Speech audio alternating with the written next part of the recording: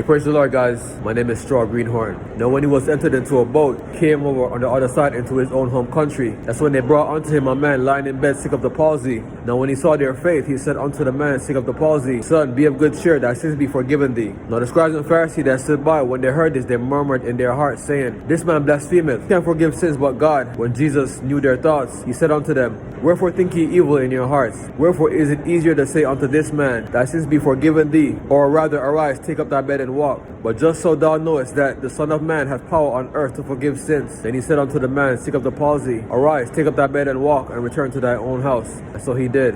And that's when Jesus departed and went to his house. Now the man that stood by marveled, because that God has given such great power unto men. Okay, so we see here Jesus traveling by boat, once again, traveling over to the other side, coming into his own home country. Now you already know what he said about a prophet, that he has no honor in his own home country. And the previous time that we saw this, he was unable to do many miracles because, they kept looking at him because, they saw him when he was young, when he was a baby, growing all the way up.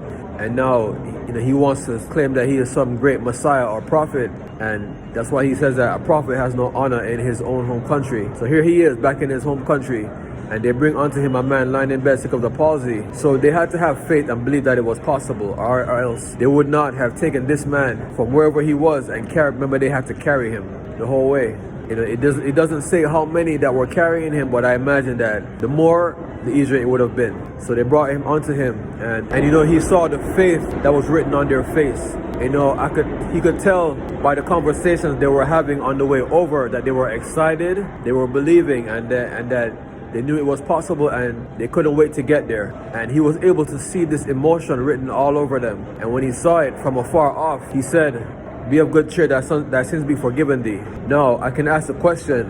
Now, cerebral palsy is something that you're born with. You don't really, get that. So I doubt it was because he sinned, or, maybe one of his parents sinned. Because we see later that, a man, he was born blind, for the glory of God, not because he had sinned or his parents sinned. So for him to say that thy sins be forgiven thee, and this man to receive healing because of that, it kind of implies that it was because of a sin that he had this palsy. But this is something that you're actually born with.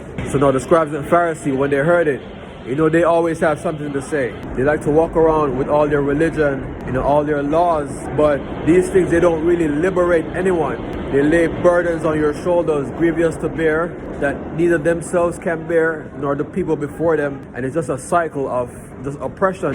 I almost want to say it's almost like the crabs in the bucket, and crawling out the bucket would mean you being in peace and liberated. And, because he did say, take my yoke, because my burden is light and my yoke is easy. So it's my belief that they don't really like to see anybody free and liberated. They want to see you weighed down and religious. So the fact that he healed this man, they was going to find a problem with it anyways.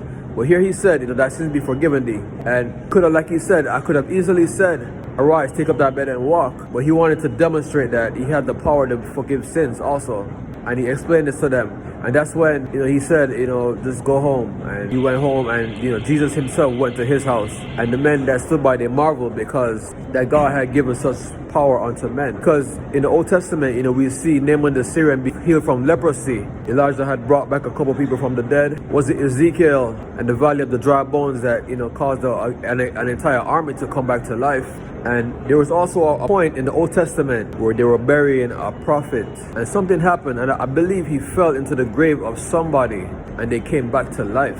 So the healing of diseases wasn't really seen in the Old Testament. It was more people coming back to life and leprosy being healed. So the fact that he healed this palsy, this was something brand new for them. So they marveled because nothing like this had been recorded before. My name is Straw Greenhorn.